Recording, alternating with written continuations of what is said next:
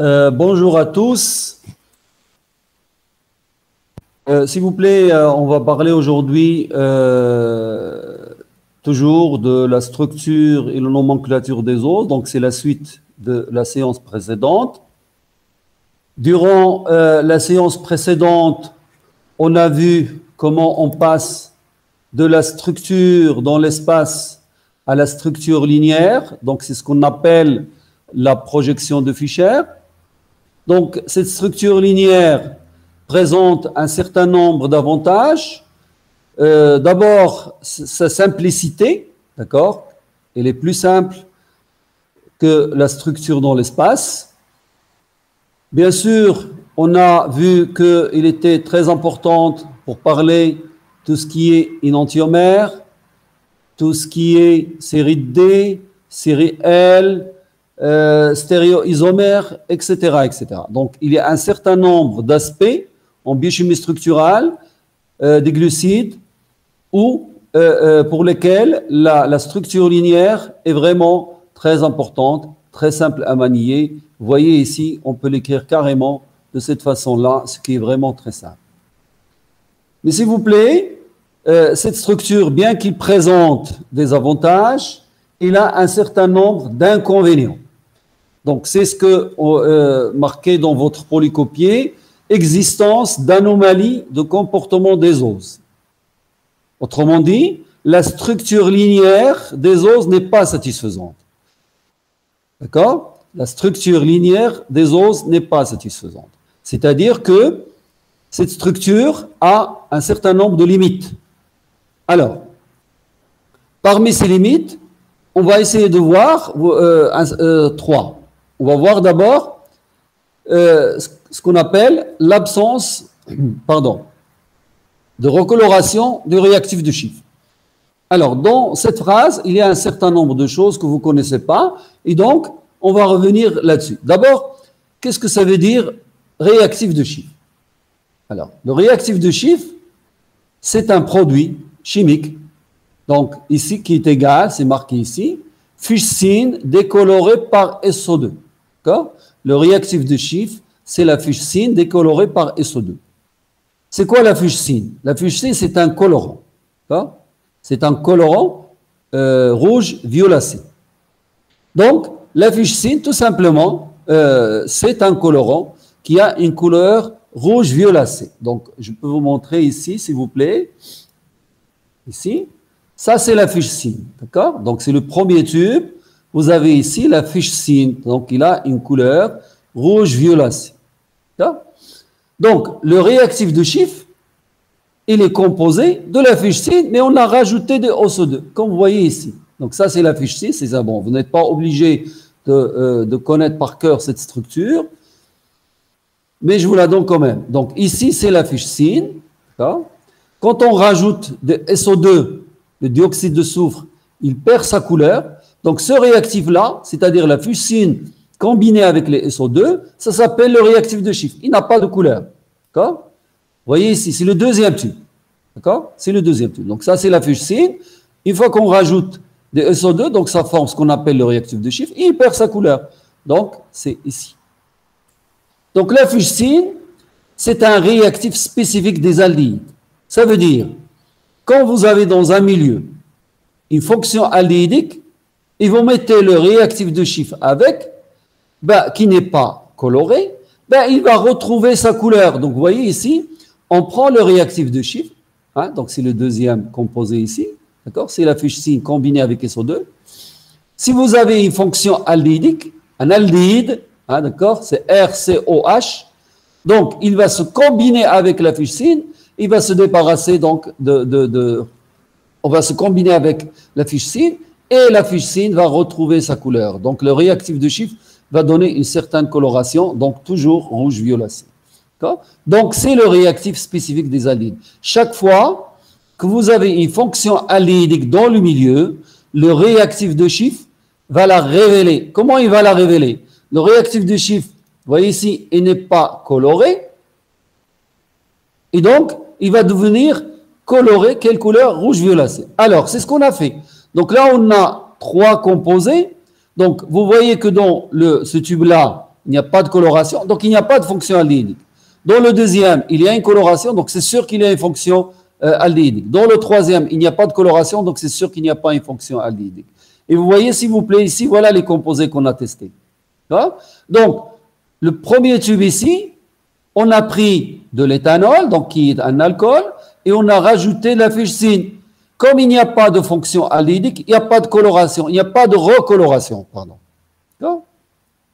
Donc, il n'y a pas de coloration du milieu.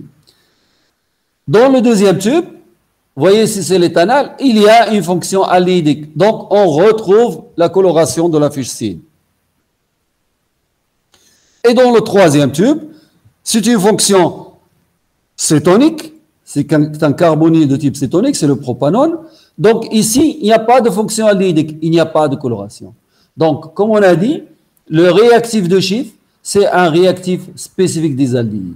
Donc, ici, il n'y a pas de coloration dans ce tube-là premier et le troisième, parce que, vous voyez, c'est un alcool, ici c'est une fonction cétonique, ce n'est pas un aldéhyde. Par contre, là vous avez un aldéhyde, vous avez une recoloration du réactif de Schiff. Nous, s'il vous plaît, on a vu que dans la structure linéaire, par exemple ici le cas du glycéraldéhyde, vous avez la fonction aldéhydique. Mais quand on met avec le réactif de Schiff, il n'y a pas de coloration, absence de recoloration de réactif de Schiff avec les aldéhydes, mais avec les aldoses, pardon. Ce n'est pas normal, ce n'est pas ce qu'on a dit.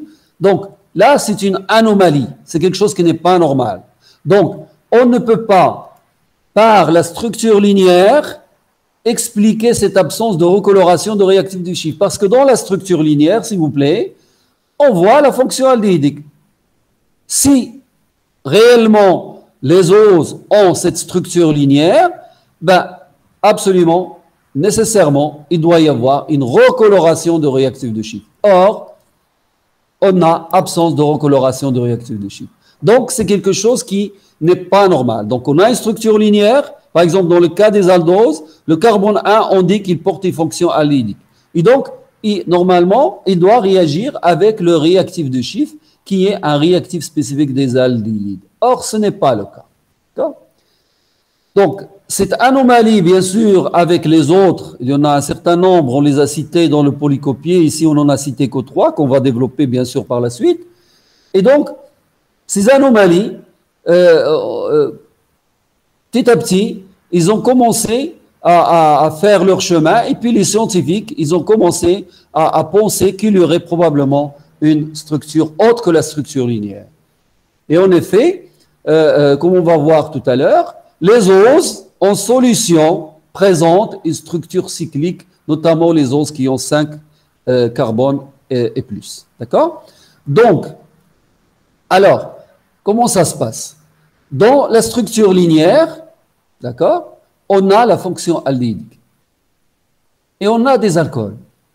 On a des fonctions alcool. Donc, il peut y avoir une condensation, une liaison entre la fonction aldéhydique et une des fonctions alcool. D'accord? Et donc, la structure linéaire, donc bien sûr qu'on va détailler de manière exhaustive tout à l'heure. Donc, vous voyez, s'il vous plaît, bon, ici, on a la structure cyclique. Donc, vous voyez, au niveau du carbone numéro 1, on a normalement dans la structure linéaire la fonction aldéhydique. Ici, on n'a pas une fonction aldéhydique, c'est une fonction hémiacétalique. D'accord? C'est une fonction au carbone numéro 1 ici, on appelle cette fonction une fonction hémiacétalique. Donc, la structure linéaire, on a une fonction aldéhydique. Mais si on dit qu'on n'a que la structure linéaire, ceci ne permet pas d'expliquer pourquoi on a absence de recoloration de réactif de Schiff. Parce que le réactif de Schiff est spécifique des fonctions aldéhydiques. D'accord? Donc, la structure linéaire ne permet pas l'explication de l'absence de recoloration de réactif de Schiff. Hein? D'accord? Par contre, la structure cyclique explique pourquoi il y a absence. Parce que dans la structure cyclique, on n'a pas une fonction aldéhydique. Ici, je ne vois pas de fonction aldéhydique. On a une fonction hémiacétalique au niveau du carbone 1. Donc, s'il vous plaît, ces éléments, ont amené les scientifiques à penser qu'en fait, il existerait une structure cyclique. Et donc, la structure cyclique va se produire, va avoir lieu, donc, suite à la condensation de la fonction carbonylée avec l'un des alcools, c'est-à-dire un 2, un 3, un 4, un 5, un 6, etc. Donc, dans cet exemple, nous avons la formation de ce qu'on appelle le pont oxydique entre le carbone numéro 1 et le carbone numéro 5. Donc, s'il vous plaît, juste une chose. Donc, avant de continuer, on va voir par la suite que, en réalité, les trois formes, les trois structures, c'est-à-dire, les deux structures, les structures cycliques et la structure linéaire existent. On verra tout à l'heure pourquoi j'ai parlé de trois formes, parce qu'ici, on va voir, lors de la cyclisation, on a deux composés, on a formation de deux composés et non pas d'un seul. D'accord? D'une manière générale. On verra tout à l'heure, un peu plus loin, que en réalité, on a 99,99, on a, par exemple, dans le cas de glucose, on a la structure cyclique. Mais la structure linéaire, elle existe aussi. C'est la forme intermédiaire entre cette molécule et cette molécule. D'accord? Donc ça, on verra tout à l'heure. Donc, ce qu'on a raconté jusqu'à maintenant, c'est... Oui? S'il vous plaît, votre écran est petit maintenant. Et petit? Oui. D'accord. Normalement, je n'ai pas de problème avec l'écran.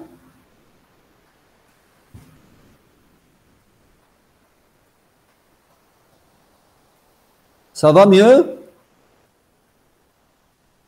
Non, Est-ce que ça va? D'accord. Vous éteignez, s'il vous plaît, les caméras, hein?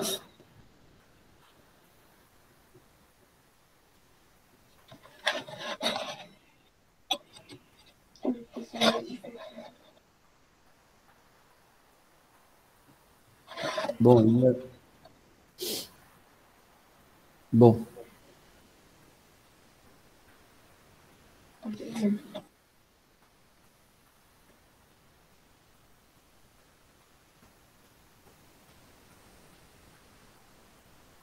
Voilà.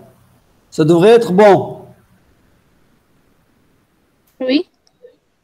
Bon, s'il vous plaît, il y a des gens qui ouvrent les caméras et puis des gens qui viennent en retard, qui restent en salle d'attente. Et donc, c'est pour ça que parfois, on a ces petites difficultés. Mais s'il vous plaît, c'est tout à fait normal quand on utilise des moyens comme ça, c'est-à-dire par Internet, etc.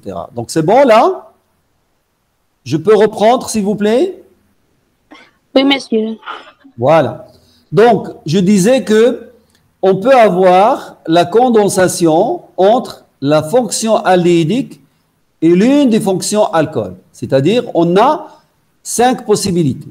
Donc, c'est ce qu'on peut voir ici. Donc, ici, on a le pont oxydique entre le C1 et le C2, le pont oxydique ici entre le C1 et le C3, etc., etc. Donc, la question qui est posée, comment, dans le cas d'un sucre donné, on peut faire la distinction entre un pont C1, C2, C1, C3, etc., etc. Donc là, s'il vous plaît, en principe, il y a deux méthodes. Il y a la méthode par oxydation, notamment l'oxydation périodique qu'on va développer ici, et puis il y a la méthode par méthylation qu'on va développer quand on va parler des osides. Alors, cette méthode, donc, il a comme but de déterminer quel type de pont on a. Est-ce que j'ai un pont, un 2, un 3, un 4, un 5 ou bien un 6? Donc, qu'est-ce qu'on fait? On utilise ce qu'on appelle l'oxydation périodique. C'est-à-dire, on va utiliser ce qu'on appelle l'acide périodique, HiO4.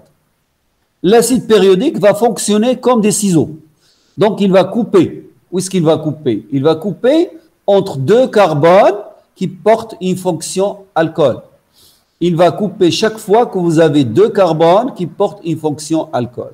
Et donc, on va compter le nombre de molécules de périodates utilisées. Donc, j'explique. Le carbone 1, ici, ne porte pas une fonction alcool. Donc, il n'y aura pas de coupure entre C1 et C2. C2 et C3, je n'aurai pas de coupure parce que le carbone 2 ne porte pas de fonction alcool. Vous voyez, j'ai un hydrogène. Bon, ici, j'ai une coupure représentée par les pointillés. Donc, pourquoi? Parce que ce carbone 3 porte un OH. Le carbone 4 porte un OH. Donc, j'ai une coupure ici. La même chose ici, parce que j'ai un OH, un OH. Et là, j'ai un OH, OH. Donc, il va y avoir une coupure également. Donc, en tout, je vais avoir 3 coupures. Comme des ciseaux, s'il vous plaît. Et donc, combien j'ai utilisé de périodates? D'accord? Périodates utilisées. Comme j'ai 3 coupures, j'en ai utilisé 3. Et donc, on note dans le tableau 3. D'accord? Maintenant, il y a 2 autres éléments qui seront pris en considération pour analyser quel type de pont j'ai. D'accord? Donc, c'est la formation de l'acide, de l'aldéhyde formique, HCHO, on appelle ça aldéhyde formique, c'est marqué dans votre polycopier. Et puis, on a formation de l'acide formique. Quand est-ce qu'on a formation de aldéhyde formique? C'est quand vous avez libération de, ça c'est un alcool primaire, c'est H2OH, alcool primaire. Ici, quand cet alcool est libéré, coupé par le périodate, donc il va me donner un aldéhyde formique. Donc je vais avoir, ici j'ai un seul alcool primaire. Donc je vais avoir un seul aldéhyde formique. Par contre, le périodate va couper ici, donc il va libérer cette molécule. Ça, c'est un alcool secondaire. Ça aussi, c'est un alcool secondaire qui va être libéré. Donc, je vais avoir 2 alcools secondaires qui vont être libérés et ils vont former 2 acides formiques. Donc, vous voyez, on prend en compte 3 éléments. Le nombre de molécules de périodate qui vont être utilisées, chaque liaison carbone-carbone qui porte des alcools va être coupée et donc on compte le nombre de périodates utilisés. Donc ici j'en ai 1, 2, 3. Donc, d'accord, 3 ici. J'ai libération d'un alcool primaire, donc il va me donner un aldéhyde formique. J'ai 2 alcools secondaires qui vont être libérés, donc j'aurai formation de 2 molécules d'acide formique. D'accord? Donc ça, c'est pour si j'ai un pont 1,2. Je vais prendre un exemple, un autre exemple. Je vais prendre, par exemple, le pont 1,4 ici. J'ai un pont oxydique 1,4. Donc, j'ai une condensation C1, C5. Donc, je n'ai pas de coupure entre le C1 et C2 parce que celui-là porte un alcool, mais le carbone 1 ne porte pas un alcool. J'ai une coupure entre C2, C3, alcool, alcool. Entre C3, C4, j'ai un alcool, j'ai un alcool. Par contre, ici, le C5 ne porte pas d'alcool, donc je n'ai pas de coupure ici. Non plus entre le C5 et le C6. Donc, en fait, j'ai 2 coupures. Voilà, 2 coupures, ça veut dire 2 périodates utilisées. Le CH2OH, qui est l'alcool primaire, n'est pas libéré en tant que tel. Donc, j'ai 0 formation d'aldéhyde formique. Qu'est-ce que je vais libérer? Donc, celui-là seulement, parce qu'il va être coupé de ce côté. Donc, celui-là seulement qui va être libéré. Donc, c'est un alcool secondaire.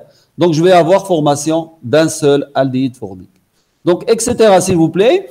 Vous faites l'exercice chez vous avec les autres situations, les autres types de condensation, et puis on peut revenir là-dessus, soit dans la discussion, soit dans la séance précédente, soit en TD. Mais la chose, s'il vous plaît, la plus importante dont je voudrais attirer votre attention, pourquoi cette méthode va nous permettre de localiser avec certitude la nature du pont? Pourquoi? Tout simplement parce que si je regarde chaque colonne, les résultats de chaque colonne, ils sont différents des autres colonnes. Et si vous avez 3, 1, 2, je ne vais pas retrouver 3, 1, 2 dans une autre colonne. D'accord? Par exemple, ici 3, comme ici, mais le reste, c'est différent. Là, par exemple, ici, dans le pont 1, 3, j'ai 2, 1, 1, j'ai 2 ici, mais la suite est différente. J'ai 1, 0 et 0, 1. Donc, chaque colonne est différente des autres. Les résultats sont différents pour chacune des situations, chaque type de pont, ça nous donne des résultats différents. Donc, cette méthode, ce qu'on appelle la méthode par oxydation périodique, permet de déterminer la nature de pont. Donc, je répète, s'il vous plaît, étant donné que on observe, il y a une anomalie avec la, enfin, pas une anomalie, mais un certain nombre d'anomalies avec la structure linéaire, on dit que la structure linéaire des oses n'est pas satisfaisante. Parmi ces anomalies, c'est l'absence de recoloration de réactif de Schiff. Le réactif de Schiff, c'est un réactif spécifique des aldéhydes. Donc, dans la structure linéaire, on a une fonction aldéhydique.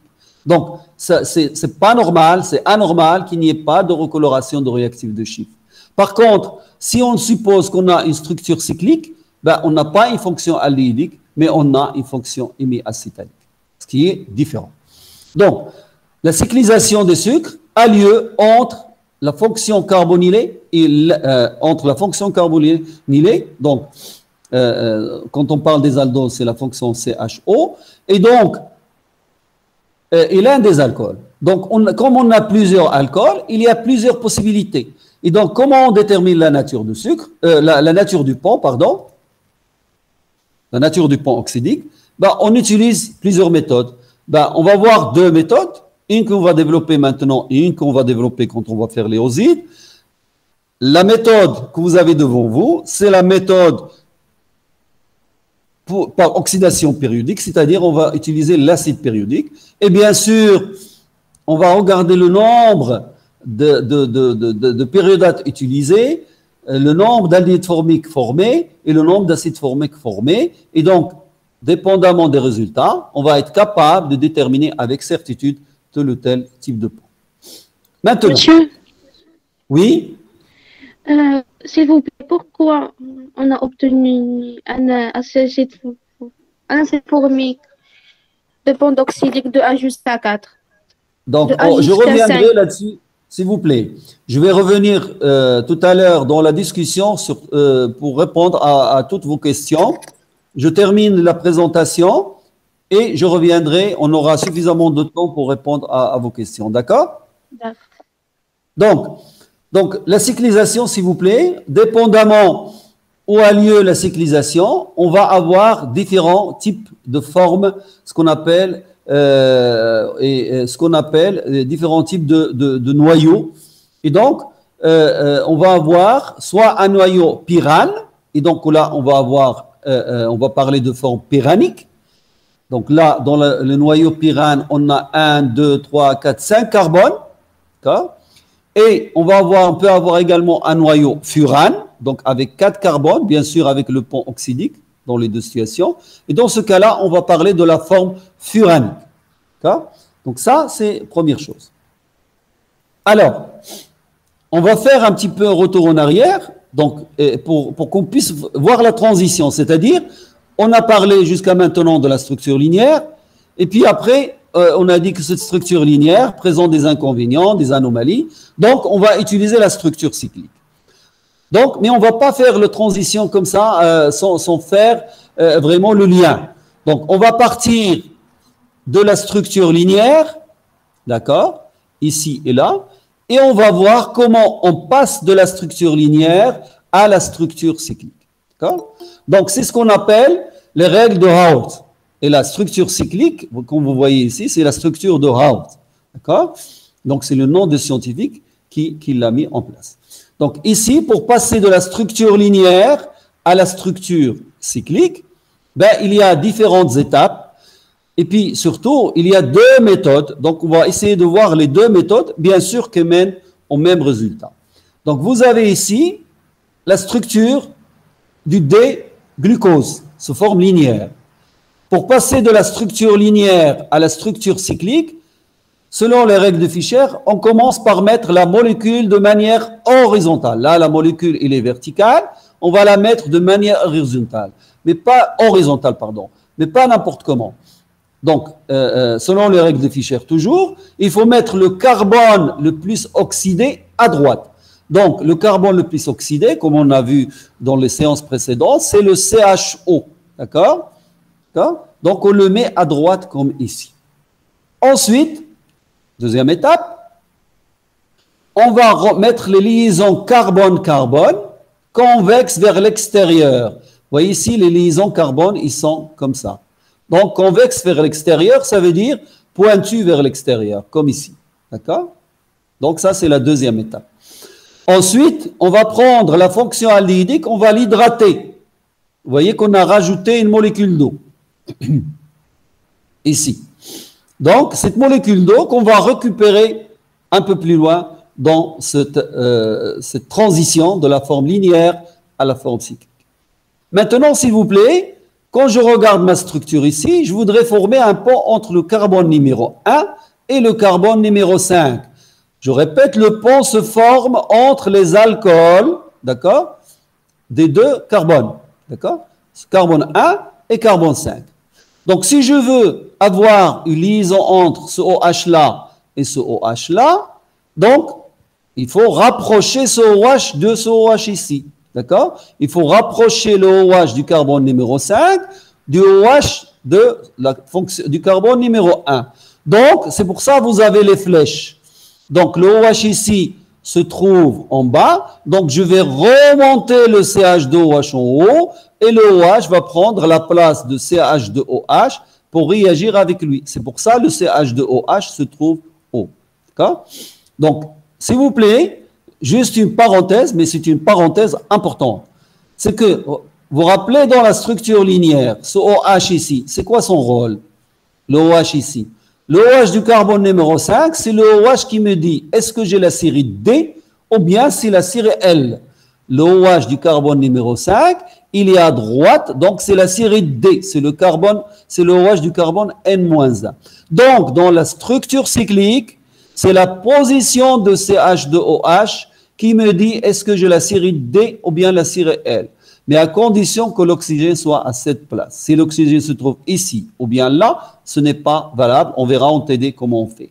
Mais si l'oxygène est à ce niveau-là, si le CH2OH est en haut, ça veut dire que j'ai la série D. Tout simplement pourquoi? Parce que la position de CH2OH va dépendre de la position de OH ici.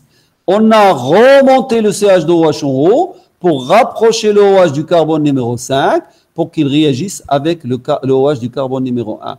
Supposons qu'on avait la série L, c'est-à-dire ce OH-là va être à gauche. Donc ici va se trouver au haut. Donc dans ce cas-là, il faudrait baisser le CH2OH en bas. Le OH va se retrouver là, donc si on avait la série L. Donc, il faut baisser le CH2OH en bas et donc pour rapprocher le OH qui serait alors ici de ce OH-là. Et donc, le CH2OH va être en bas et donc ça serait la série L. Je répète, mais ça, s'il vous plaît, on va faire beaucoup d'exercices là-dessus pour que ça soit vraiment très clair. Donc, ici, je reviens à mon passage. On s'était arrêté donc dans l'étape de rapprochement du OH du carbone numéro 5, de le ramener ici, et donc pour que OH réagisse avec ce OH, donc OH réagit avec OH, on a formation du pont oxydique, bien sûr, avec libération de H2O, et donc là, on récupère la molécule d'eau qu'on avait rajoutée ici. Et donc, le CH2OH se trouve haut. Donc, voilà. Donc, juste une autre chose, pourquoi j'obtiens deux molécules? Pourquoi j'obtiens deux molécules? Tout simplement, comme pour toujours, donc ici, on va parler de ce qu'on appelle l'anomérie alpha et bêta. D'accord? L'anomérie alpha et bêta, pourquoi on obtient deux formes alpha et bêta? Tout simplement, comme on a vu quand on a parlé des stéréoisomères, ce carbone numéro 1 dans la structure linéaire n'est pas asymétrique.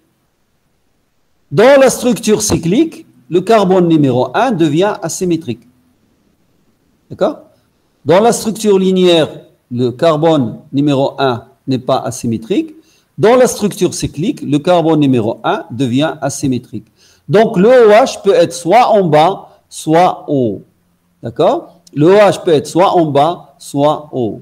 Donc, s'il vous plaît, quand le OH est du côté opposé de CH2OH, hein, on parle de position trans ou transversale, c'est-à-dire c'est l'anomère alpha. C'est l'anomère alpha.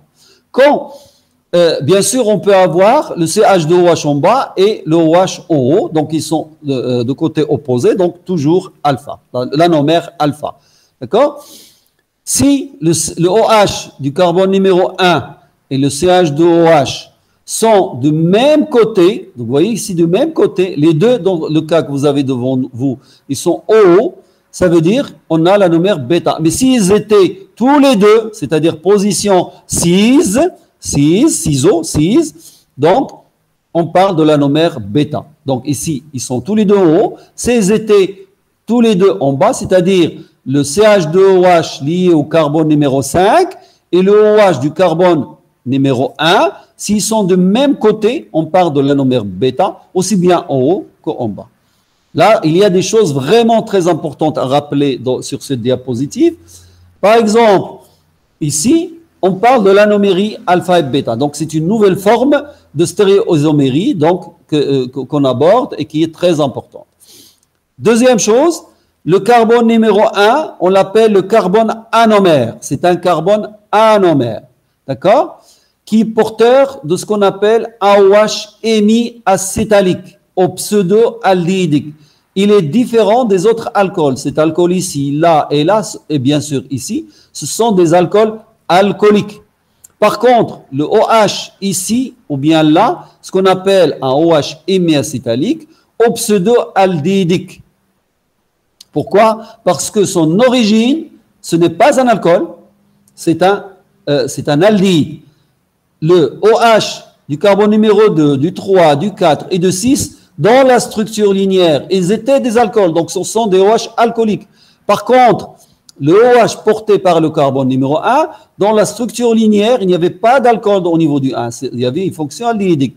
Donc cet alcool, on l'appelle OH hémiacétalique ou pseudo-aldéhydique. Donc s'il vous plaît,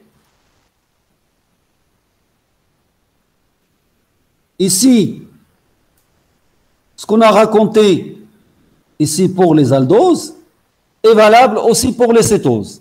À quelques différences près. La différence majeure, c'est la position de la fonction carbonylée. Dans les aldoses, le CHO, la fonction aldéhydique, est portée par le carbone numéro 1. Donc la cyclisation va avoir lieu toujours entre le carbone 1 et l'une des fonctions alcool, c'est-à-dire 1, 2, 1, 3, 1, 4, 1, 5, 1, 6. Ça, c'est pour ce qui est des aldoses. Pour ce qui est des cétoses, la fonction carbonylée n'est pas au niveau du carbone numéro 1, c'est au niveau du carbone numéro 2.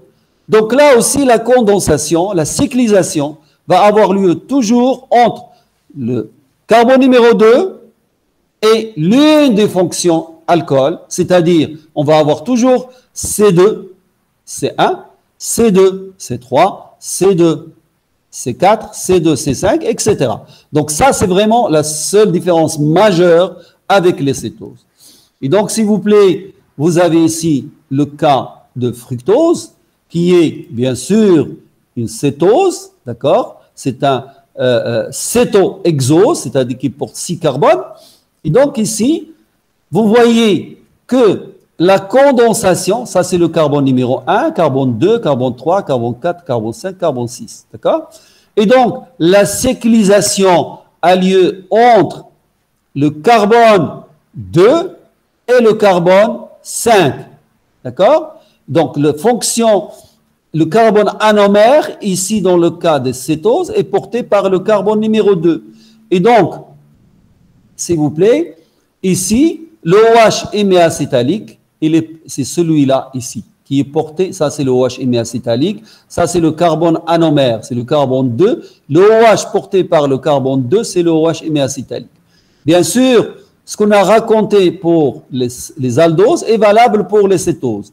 Ici, vous avez la forme bêta, parce que voilà le OH hémiacétalique, voilà le CH2OH porté par le carbone numéro 5. Donc, il est au haut, donc c'est la série D. Le OH hémiacétalique et le CH2OH, ils sont de même côté, donc on a la forme bêta. Ici, c'est la série D, le CH2OH lié au carbone numéro 5 est en haut, donc c'est la série D. Le OH ici, hémiacétalique, est du côté opposé en position trans par rapport au CH2OH porté par le carbone numéro 5, donc on a la forme alpha. Bien sûr, ici on parle d'une forme furanique et non pas pyranique, qu'on a vu avec le glucose, parce qu'on a un noyau pyrane ici, et ici nous avons un noyau furane. Bon, Je reviens juste sur cette diapositive. Donc là, s'il vous plaît, on a donné la méthode de Howard qui est un petit peu élaborée, c'est un petit peu, je dirais, un peu longue, mais vous avez également une autre méthode beaucoup plus simple que vous avez devant vous ici. Donc, il suffit de prendre la structure linéaire, les OH qui sont à droite, on va les mettre en bas. Les OH qui sont à gauche, et on va les mettre en haut. Les OH qui sont à droite dans la structure linéaire, on va les mettre en bas dans la structure cyclique. Les OH qui sont à gauche dans la structure linéaire, on va les mettre en haut dans la structure cyclique. Et donc, s'il vous plaît, on va passer à la pratique de ce qu'on vient de raconter. Donc, ici, c'est le carbone numéro 2. D'accord? Il est à droite, donc on va le mettre en bas. Ici, vous avez le carbone numéro 3. Il est à gauche, on va le mettre en haut. Le carbone 4. D'accord? C'est celui-là. Il est à droite. On va le mettre en haut. J'ai la série D. Le CH2OH va être en haut. Tout simplement. Et j'obtiens toujours alpha et bêta quand on passe de la structure linéaire à la structure cyclique. Donc, s'il vous plaît, là, je vais arrêter en principe l'enregistrement. Et donc, s'il vous plaît, on va passer à vos questions